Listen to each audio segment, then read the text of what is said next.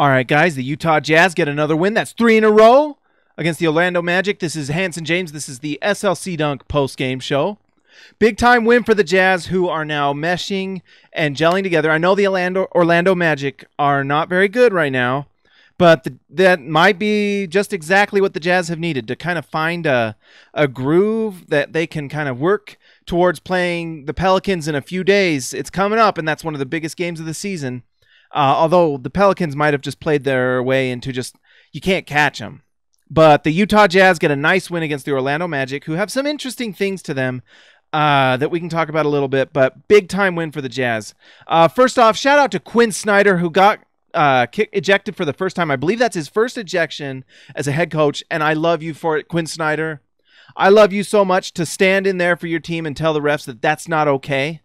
It's not okay for them to miss those fouls so many times. It's not okay for Benny Adams to be a terrible official and just never get better. It's not okay. And Quinn Snyder let him know, and they kicked him out. And Benny Adams, you're terrible. Quinn Snyder's great. He's becoming the epitome of it. He's becoming what all Jazz fans have wanted. He's got that passion and fire of Sloan, combined with the tactical and the strategy of Popovich.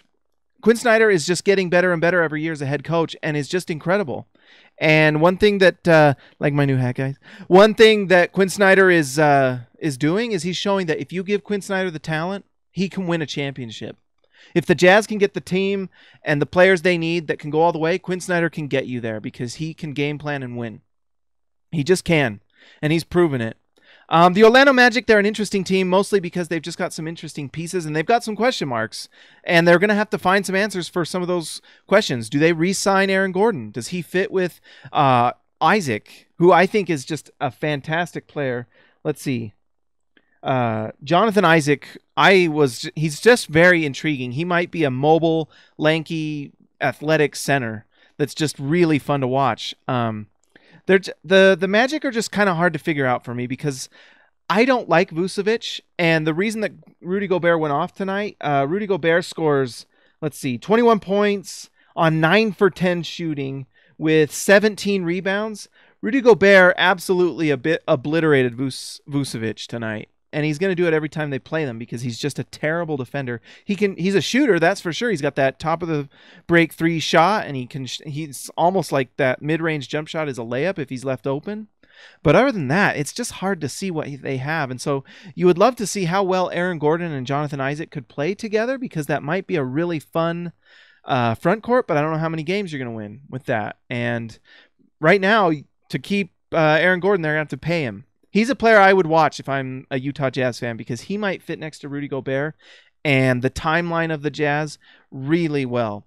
The timeline for the Jazz has worked out just perfectly because Donovan Mitchell is so good so fast. He fits with Rudy. So right now the Jazz just need another piece. He might be coming in a week or two. His name starts with a D, ends with Ante, and his last name is Awesome. He's coming back soon, and it's going to be great. Serge Depoyam, we have just enough games to make a nice run. Relax on the standings, everyone. We will make it. You're right, Serge. We're going to make it. The Jazz are going to make the playoffs. Book it. Watch. There's 2 or 3 teams struggling right now to stay in their spot in the playoffs. The Jazz aren't one of them. The Clippers barely beat the Brooklyn Nets the other night with just some last-second heroics, and DeAndre Jordan randomly goes 9 for 10 for the free throw line. So the Jazz have one of the best coaches in the NBA right now in Quinn Snyder, who is just a tactician. He's Sloan-esque with his passion, and you know that he's feeling that fire every game because Quinn Snyder's so smart. He sees all the mistakes that the referees are making, and so it has to just boggle his mind how these guys can be so bad sometimes, and that he has to overcome it. All right, we got to talk about Rudy Gobert. Rudy Gobert is an absolute superstar who is tearing up every defense he plays against and every offense he defends. He's absolutely a superstar and a top 15 player in the NBA. And as Donovan Mitchell and him get better, it's going to be an incredible duo. This is 2 potential Hall of Famers on the Jazz right now. And I know that's pretty early to say that about Donovan Mitchell, but if he can just do what he's doing right now, 20-plus points per game for the rest of his career, that's a Hall of Fame career. And Rudy Gobert being a multi-year defensive player of the year, or at least candidate, and All-NBA, he's going to be All-NBA again. I don't see why that can't be. They're just phenomenal together. And the thing that's crazy about it, and I talked about this during the game, is that they're going to get better together. You can tell that chemistry is still kind of molding together. You watch them run a pick and roll, and there's times where they're spacing. They don't quite know where to go when the other, like the one goes this way, the other one's not quite sure where to go with the other. And there are 2 or 3 plays tonight where they really figured it out. And like that Rudy dunk, the broadcast talked about. Donovan Mitchell got a few like pull up little floaters and jump shots in the paint. They looked really good, and they're going to get better. They're going to figure out the spacing and their body position and where they need to be and when to pass and when to dunk, when to go for it, when to block out. I know, like, one thing I was noticing while they were playing is how Rudy can just kind of screen off for Donovan to get to the hoop. I mean, there's going to be so many things that they can figure out and little tricks to get easy buckets. Donovan's going to score 24 points a game next year and beyond. I don't know how he doesn't score at least 23, 24 points a game. It's crazy. It's crazy how good he is right now. And Rudy Gobert is just a dominant force. He's the best pure center in the NBA. Because I kind of look at Anthony Davis as a power forward. You know, maybe power forward center at times, but Rudy Gobert is a center. That's what he is. That's what he plays, and he's incredible. He's the best defensive center in the NBA, that's for sure. Shea Turley, Rowdy Rudy Piper. Yeah! Rowdy Rudy Piper, play the bagpipes. French bagpipes. The Jazz need to win a lot of games, and that's what they're going to do, guys. They've got a very patty cake schedule right now. 3 games in a row for the Jazz. They're going to continue to win. It's going to continue to happen. And Dante Exum is coming back soon. And this was one of those games, like if Dante played tonight, he'd have scored 16 to 20 points. No doubt in my mind, because of how bad the Magic defense is and how fast he is. It's going to be exciting to watch. Dante Exum at worst is going to be an incredible off-the-bench player for the Jazz, and at best he's going to be all-star level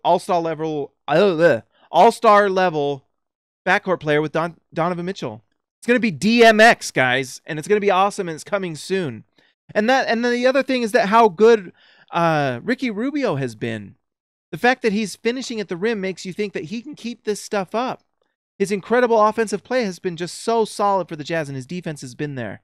So the Jazz are in great shape right now. They're going to keep winning games. They're going to keep getting better. They've got this schedule that allows them to win against teams that don't really want to win, and they're going to be great.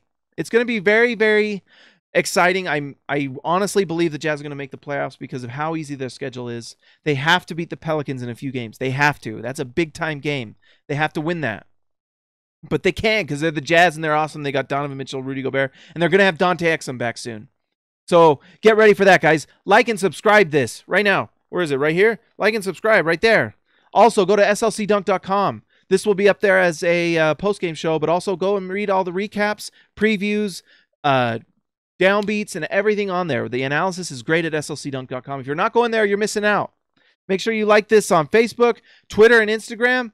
Everywhere you go, look for SLC Dunk because we're there. If you want to follow me, I'm at Hanson James on Twitter. You can come talk to me if you'd like. Just don't be a jerk. All right, talk to you later, guys.